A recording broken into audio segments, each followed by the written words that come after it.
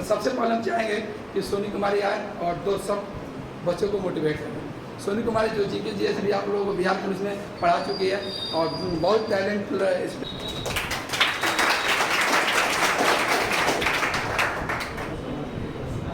सबसे पहले तो मैं सर को बहुत धन्यवाद देना चाहूँगी जो आज मुझे यहाँ पर कुछ बोलने का मौका दिया गया है। साथ ही इसके बाद मैं उस गोल्डन अपॉर्चुनिटी के लिए भी सर को धन्यवाद देना चाहती हूँ क्योंकि मुझे यहाँ ब्राइट कोचिंग इंस्टीट्यूट में पढ़ाने का मौका मिला। इसके लिए मैंने थैंक यू सर।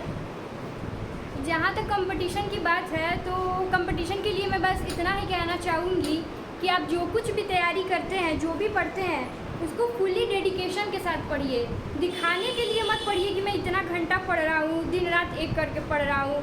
पूरा आप सेट प्रैक्टिस कर रहे हैं, सुबह से ही पूरा करंट अफेयर्स पूरा लूसेंट रट रहे हैं। तो वैसे जो आप तैयारी करते हैं कुछ इधर का कुछ उधर का, वो क्या होता है, वो सब कुछ हौच पौच हो जाता है।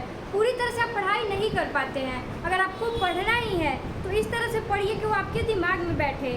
कोई भी चैप्टर आप उठाते हैं तो उसके पूरे पॉइंट को आप ऊपर से नीचे तक जो भी है उसका जितना भी कंक्लूजन है सब कुछ पढ़ा कीजिए।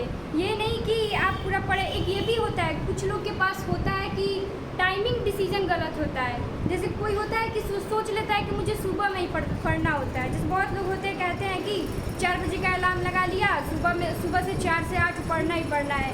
ज़रूरी नहीं है कि सब कोई सुबह में ही पढ़ सकता है। कुछ लोग सुबह में पढ़ सकते हैं, कुछ लोग रात में पढ़ सकते हैं। मेरा जैसा था कि मेरा लेट नाइट पढ़ने का आदत था। बहुत लोग का होता है कि नहीं सुबह में पढ़ना, जब आपको पढ़ना है तब पढ़िए।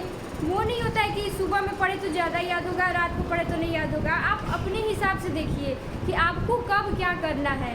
उसके साथ ही या तो कंपटीशन करते हैं, आप में क्या होना चाहिए, पेशेंस होना चाहिए।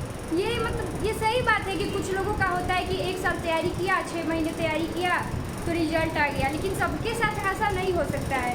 कंपटीशन का जितना जो टफेस्ट माहौल चल रहा है उसके अकॉर्डिंग आप सोचेंगे कि सब कोई का 1 साल में ही हो जाए तो ये संभव नहीं है।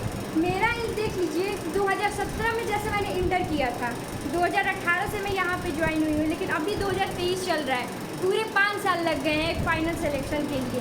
पीटी आता था, मेंस भी आता था, लेकिन क्या होता था, मेरिट कहीं ना कहीं छट जाता था। एसएससी का हुआ या फिर पहले भी हुआ था सर, रेलवे में भी हुआ था, लेकिन क्या होता था, फाइनली सिलेक्शन नहीं हो पाता था। तो वैसे सिचुएशन में अगर डीमोटिवेट होकर रहिएगा फिर वो बहुत आपको हताश करेगा।